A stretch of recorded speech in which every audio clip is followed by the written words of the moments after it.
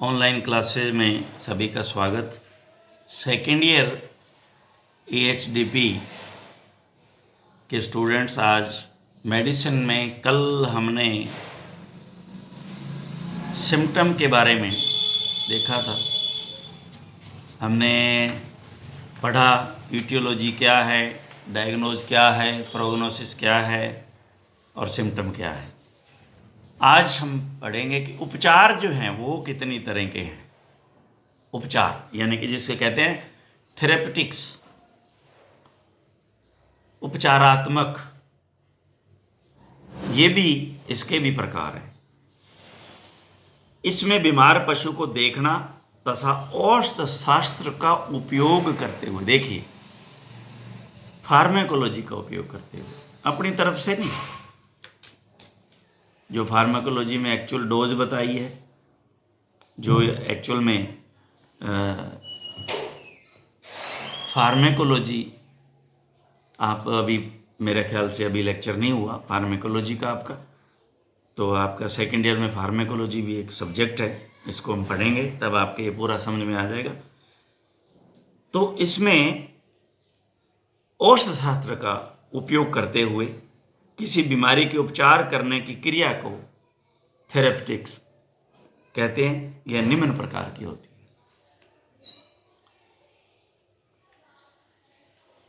इसमें आता है, पहला आता है इंपीरियल थेरेपेटिक्स।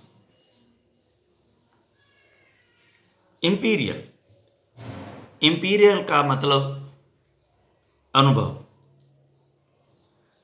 अनुभव से।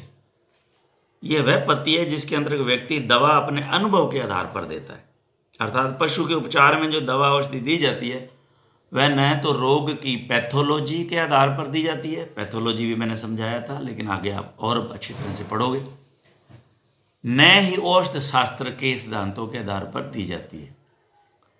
इस पद्धति में दवा केवल, अंडरलाइन कर लेना, अपने अनुभवों के आधार पर ही दी जाती है। उदाहरण इसमें है दुग्ध ज्वर यानी कि मिल्क फीवर में अडर में हवा भरना। ये प्रचलित है पुराना, कि जो कैल्शियम जो है कम हुआ है दूध में, अगर अडर के अंदर हवा भर देते हो तो कैल्शियम वापस ब्लड में चला जाएगा और कैल्शियम की पूर्ति हो जाएगी। ऐसा मानना था, लोग ऐसा करते थे अपने अनुभव के आधार पे। अब वो ठीक होता था कि नहीं होता था, गॉड नोज। लेकिन ये है इंपीरियल थेरेपेटिक्स। अब इसके बाद में आता है व्यवहारिक अथवा औषध चिकित्सा, जिसको वास्तविकता कहते हैं, व्यवहारिक। उसमें आता है, इसको कहते हैं रैशनल और फार्माकोथेरेपेटिक्स। रैशनल व्यवहारिक या फार्मो थेरेपेटिक्स। फार्मो का थेरेपेटिक्स का मतलब हुआ फार्माकोलॉजी का ज्ञान का उपयुक्त लाभ लेते हुए जो हम इलाज करते हैं वो, या व्यवहारिक जो वास्तव में है, असल में व्यवहारिक है जो। इसमें वह औषधि उपचार है जिसमें औषधियाँ बीमारी की नंबर 1 पैथोलॉजी पर अथवा औषध शास्त्र के वैज्ञानिक सिद्धांतों पर आधारित होती है। उदाहरण, पेट की अम्लता यानी कि हाइपर एसिडिटी ऑफ स्टोमक में सोडा बाइकार्ब का देना, मीठा सोडा देते हैं, कितना देते हैं ये भी फार्माकोलॉजी बताएगी, कितना देना चाहिए ये भी फार्माकोलॉजी बताती है। और एसिडिटी हुई है तो इसलिए एल्कलाइजर देना पड़ेगा, एल्कलाइजर है ये, तो हम इसमें सोडा बाइकार्ब जो है एसिडिटी में देते हैं, जिससे वो एसिडिटी न्यूट्रल हो जाती है, तो वो पेशेंट ठीक हो जाता है। इसी तरह से अत्यधिक स्राव, अगर स्क्रीशन कहीं से ज़्यादा हो रहा है, जैसे मुंह से लाड़ ज़्यादा आ रही है, मुंह से लाड़ ज़्यादा गिर रही है तो सलाइवेशन ज़्यादा हो रहा है, तो स्क्रीशन ज़्यादा है, जो सैलिवरी ग्लैंड्स है उनका स्क्रीशन ज़्यादा बढ़ गया, तो इसमें हम रोकने के लिए एट्रोपिन सल्फेट उसको काम में लेते हैं। तो ये क्या है, फार्माकोलॉजिकली,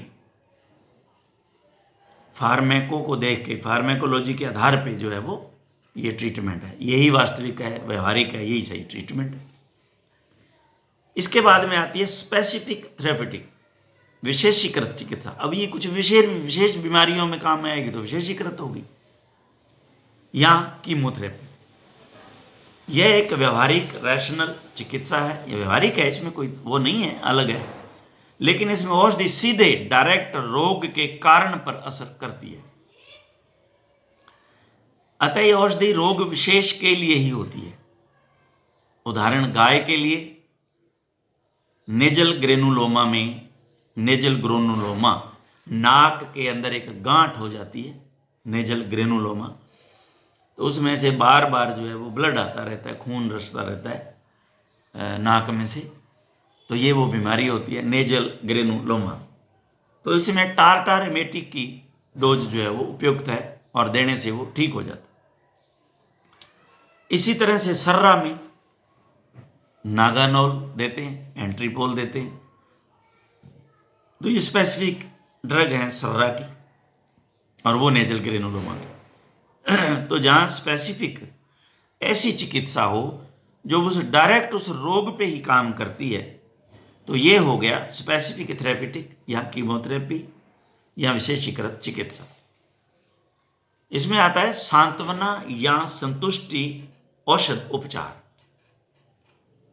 यह किसी पेशेंट को सिर्फ एक सांत्वना देने के लिए कि मैंने आपको दवाई दे दी, और इसको हम प्लेसिबो कहते हैं, प्लेसिबो कहा जाता है इसको। अब आम बंदे को ये पता नहीं होता है, तो डॉक्टर जो है कंपाउंडर को जब मरीज आता है तो उसको कहता है कि इसको प्लेसिबो दे दो, तो वो कंपाउंडर समझ जाता है कि उसको क्या देना है। प्लेसिबो का मतलब है ऐसी दवाई, अभी हम पढ़ लेते हैं। इसके अंतर्गत वे औषधियाँ जो हानि रहित हैं, अर्थात देने पर कोई नुकसान नहीं होता। यह औषधियाँ पशु मालक के केवल संतुष्ट करने, खुश करने, सांत्वना देने के लिए दी जाती हैं। उदाहरण, किसी रोग में कैल्शियम ग्लूकोनेट या कैल्शियम लैक्टेट का दे देना, क्या नुकसान करेगा? कुछ नहीं। इसके बाद में आता है सिम्प्टोमेटिक थेरेपेटिक्स, लक्षणीय चिकित्सा। यह चिकित्सा पूर्ण रूप से बीमारी के लक्षण पर आधारित होती है, अर्थात इस चिकित्सा में दवाइयाँ या औषधियाँ केवल लक्षण के आधार पर दी जाती हैं। उत्तेजना कम करने वाली दवाइयाँ जैसे सेडेटिव, तो लक्षण आया, उत्तेजित हुआ, सेडेशन दिया, तो ये सिम्प्टोमेटिक है। कहते हैं ना, इसका कुछ समझ में तो नहीं आया, लेकिन अब इसको सिम्प्टोमेटिक ट्रीटमेंट दो, सिम्प्टोमेटिक ट्रीटमेंट दो। जैसा लक्षण आप उसमें देखते हो, उस लक्षण के अनुसार से उसको दवाई देना, दैट इज सिम्प्टोमेटिक ट्रीटमेंट। तो ये जो है वो दिया जाता है। और इसके बाद में आती है सामान्य या सहायक चिकित्सा, जनरल या एक्सेसरी थेरेपेटिक्स। इस पद्धति में अन्य तरह की जितनियां भी हैं, अन्य तरह की एक्सेसरीज, अन्य तरह के जितने भी, इनके अलावा, जैसे अपने कहते हैं ना मोटरसाइकिल तो ले लिया, अब इसकी एक्सेसरीज भी ले लो, तो मोटरसाइकिल के अलावा जो सामान जितना भी उसमें लगता है वो।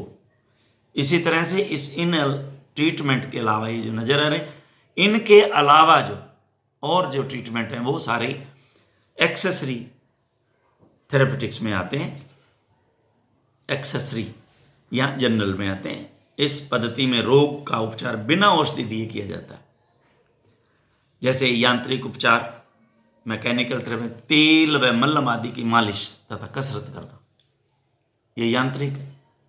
फिजियोथेरेपिस्ट क्या करता है, हम जाते हैं, कोई दवाई थोड़ा देता है, यहाँ से मसाज करो, ये जो इसको घुमाओ, ये जोड़ घुमाओ, ये गर्दन घुमाओ, यहाँ जो इस टांग को इस तरह से करो, तो वो इस तरह की ये जो है। उसके बाद में आता है भौतिक उपचार, फिजिकल थेरेपेटिक्स। मिट्टी आदि कपड़े में बांधकर सेक करना, मिट्टी आदि कपड़े में बांधकर। अच्छा, गाँव में तो क्या करते हैं, एक पक्का जो भाटा होता है ना, भाटा पंजाबी में रोड़ा कहते हैं उसको, रोड़ा, पक्का भाटा, उसको क्या करते हैं, चूल्हे में फेंक देते हैं, अब वो एकदम से गर्म हो जाता है तो वो चिमटे या किसी ऐसे औजार की सहायता से उसको उठा लेते हैं, उस पर पानी डालते हैं थोड़ा। अब वो हाथ को लगा के थोड़ा सा सिस्टम में है तो अब उसको कपड़े में पलेटते हैं और फिर उसको जहाँ सेक करना है वहाँ पे उसको सेक कर लेते हैं। नमक भी लोग गर्म करके पोटली में बांध के सेक करते हैं, लेकिन आजकल तो ऐसे वो आगे हुए हैं बैग, आप जाओ दुकान पे तो वो दे देते हैं कि उनको कहा जाए कि अगर सेक वाले करने वाले बैग दे दो तो आप उनमें गर्म पानी भरो और जो है वो उसका ढक्कन पैक करो उसको, और जहाँ सेक की जगह रखो, सेक कर लो। इसके बाद में आता है हेलियोथेरेपी, चुंबक द्वारा। चुंबक द्वारा इलाज भी होता है। आपने देखा होगा जिनके लोगों के ब्लड प्रेशर ज़्यादा जनरली रहते हैं तो उनके यहाँ आपने एक बेल्ट जो है लेफ्ट हैंड पे जनरली चैन पहनी हुई देखी होगी, उसकी जब अंदर की साइड अगर आप देखो तो उसमें गोल गोल चुंबक लगे होते हैं। तो वो क्या करते हैं, वो पहन के रखते हैं, तो उससे क्या है बीपी जो है उनका मेंटेन रहता है, लो रहता है। उसके बाद है हाइड्रोथेरेपी। एलियोथेरेपी के बाद में हाइड्रोथेरेपी। हाइड्रो पानी आ गया, गर्म व ठंडे पानी का उपयोग करके। इसके बाद में खुराकी उपचार, डाइटेटिक थेरेपोटिक, डाइटरी या डाइटेटिक थेरेपोटिक। खुराक नियंत्रण करके एक सांड बुल को का मोटापा जो है वो कम किया जा सकता है। ये बिल्कुल सही है और ह्यूमन बीइंग में भी ये चल रहा है और बिल्कुल सही है और फिट है ये, बिल्कुल इसी तरह करते हैं लोग। उसके बाद में आता है साइकोथेरेपी, साइकोथेरेपेटिक।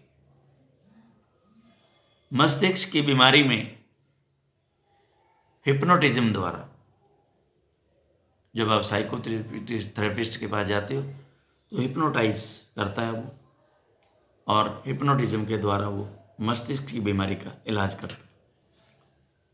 इसके बाद में आता है प्रिवेंटिव मेडिसिन। ये भी इलाज है, लेकिन ये बिना दवाई के तो नहीं है। यहां इन्होंने बिना दवाई के लिखा है ऊपर, लेकिन ये बिना दवाई के नहीं है, इसमें तो टीका लगाया जाता है। चलो इसने लिख दिया, मैं समझा देता हूं, लेकिन ये दवाई तो है, टीका लगाकर बीमारियों से रक्षा करना, तो वो भी एक दवाई है। तो ये हो गया प्रिवेंटिव मेडिसिन, प्रिवेंशन करना ताकि वो बीमारी आए ना, प्रिवेंटिव मेडिसिन।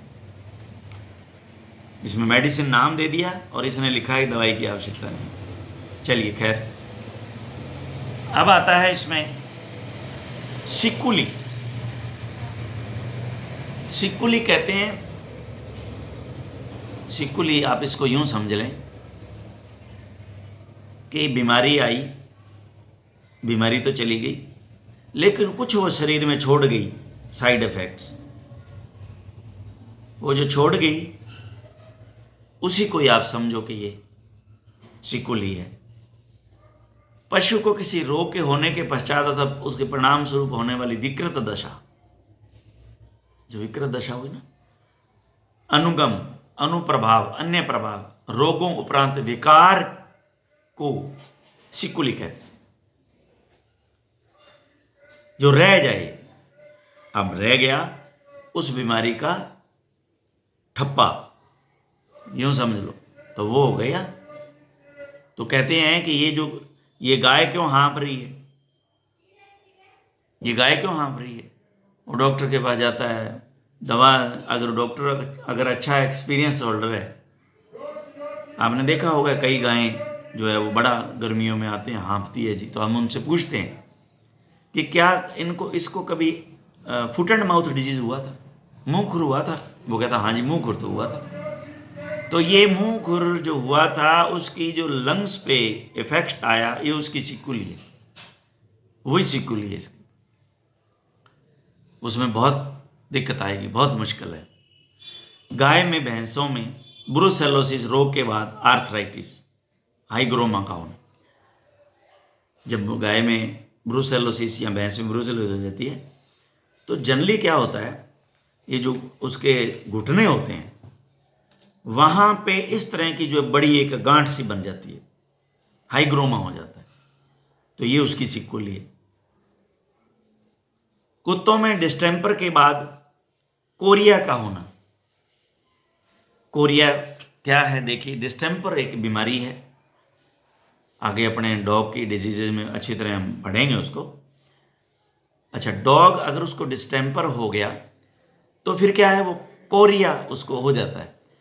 कोरिया क्या है, उसके पैर भी यूं इस तरह से, जो टांगे हैं उसकी यूं लड़खड़ाने लग जाती हैं, यूं टेढ़ा चलने लग जाता है।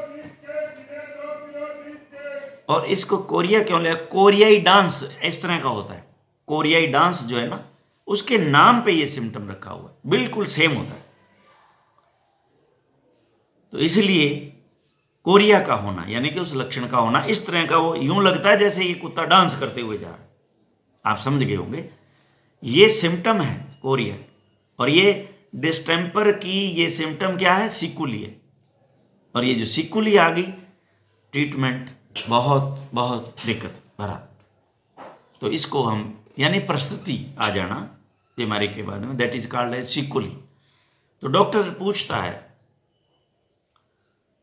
कि भाई जो बीमारी का अपने इलाज तो कर रहे हैं, इसकी सिकुली कोई विशेष, तो वो बता देता है कि ये बीमारी की ये सिकुली है। तो डॉक्टर अलर्ट हो जाता है कि इस बीमारी को मैं ठीक कर दूंगा, लेकिन पेशेंट को पहले आगाह कर दूं कि इस तरह के लक्षण आने शुरू हो सकते हैं।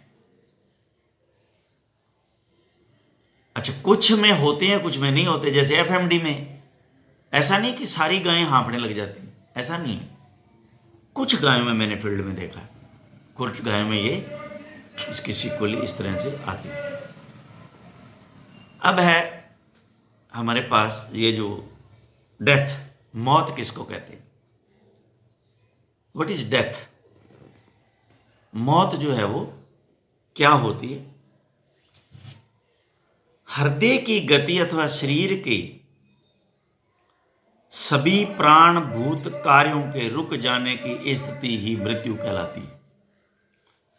देखिए, हृदय का रुक जाना या मस्तिष्क का रुक जाना, सॉरी हाँ, हृदय का रुक जाना या फेफड़े, कहते हैं ना, क्या पता चलेगा, बोले भाई नाड़ी देख लो, नाड़ी तो भाई गायब है, श्वसन सांस नहीं आ रहा, तो ये मृत्यु नहीं है, ध्यान रखना।